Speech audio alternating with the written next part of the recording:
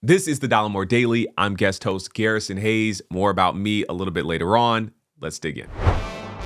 Okay, so Senator Cory Booker got an absolute earful from Jennifer Welch over at the I've Had It podcast. Take a look. Feels like the Democratic opposition is just not getting it. There are votes that you've made that were heartbreaking to me, like the vote for Kushner. That really pissed me off. This administration, it's not, are they fascist? They are fascist. It's not, we're on the precipice of fascism. Texas is sending troops to Illinois. I feel like the opposition needs to be, no, across the board, we're not giving you a centimeter. And I think there's been a lot of capitulation, Neville Chamberlain type appeasement from Democratic leadership. And you're one of them that's kind of been disappointing to me because we podcasted before. They're serious about Project 2025. They're going to do all this shit. What do you have to say about the capitulation that you've participated in and where the Democratic Party is right now?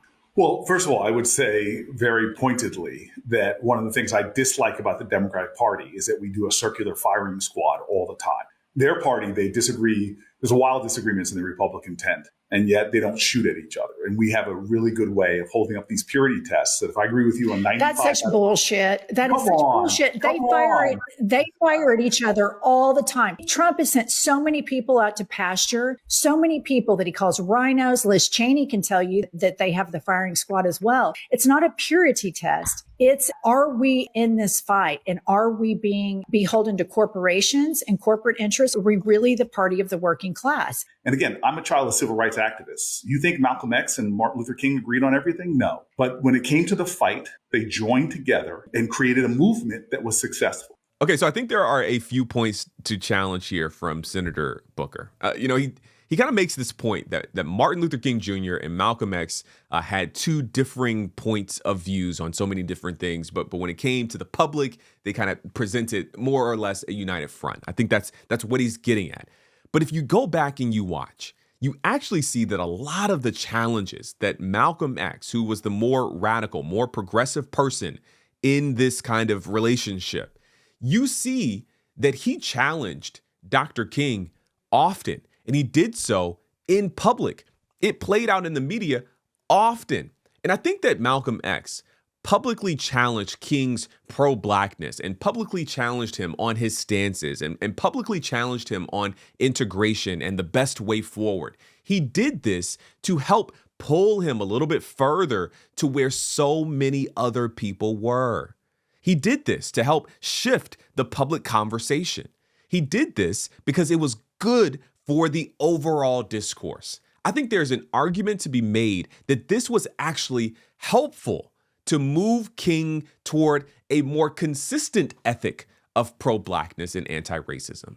And what I'm saying in all of this is that the public and consistent challenge made the movement better. And I think that's really important in this moment that the conversations we're having, which I'll come to a little bit later on around Israel and Gaza and what's happening in the middle, I think these conversations are incredibly important and helps make us all, hopefully, better and see each other's humanity a little bit more. But before I get to that, I want to talk about this kind of comment that Republicans don't do infighting. I think, Jennifer makes a great point. The hosts of the I've Had It podcast make a great point that in the last decade, Republicans have completely purged the party of people who do not roll over for Trump. If you are a person who is not rolling over, doing whatever it is that the president wants you to do, you don't have a home in this party. Where's Paul Ryan? Where is Adam Kinzinger? She mentions Liz Cheney. Where is she? Where's Michael Steele? When you recognize that something close to 80% of Black conservatives voted for Kamala Harris in the 2024 election, it begins to kind of come home. It begins to kind of hit home that this isn't a party for everyone, even the people who may agree with them on certain points. But beyond the people being pushed out, I think the Freedom Caucus members, people like Marjorie Taylor Greene and others, who are consistently purity testing and holding their party hostage in many ways to advance a more extreme right-wing agenda. it could be said that they are winning. These are people who are very publicly challenging the party line in order to pull the party further and further to the right. I think the big difference, in my opinion, is that Republicans are unified on a few core issues that are relatively popular among their base, right? You have mass deportations, relatively popular among the Republican base. Doing everything possible to make the lives of gay people and trans people harder, relatively popular among the base. Putting black people in their place in society, relatively popular, as evidenced by the support, or maybe lack thereof, of DEI. They agree on that stuff. And you'd be hard-pressed to find a set of 3 to 5 core issues that Democrats agree on with nearly the uniformity as Republicans. At the top of that list of disagreements that I think Democrats will have to navigate is the genocide that Israel has been carrying out in Gaza for the last couple of years, which they touch on in this interview. Watch this. I'm one of a handful of people that don't take corporate PAC money. I don't understand my Democratic What Party. about APAC money? You take APAC money, don't you? A minuscule percentage of my resources come from I read it's like 800,000. Yeah, but that's a lifetime number of raising tens of millions of dollars. Let me give you the right stat. The majority of my money comes from small dollar contributions. My last report, I think 76% of it came from people that gave $25 or less. You know, I predict that this is going to continue to plague the Democratic Party and may pose one of the biggest existential threats in American politics.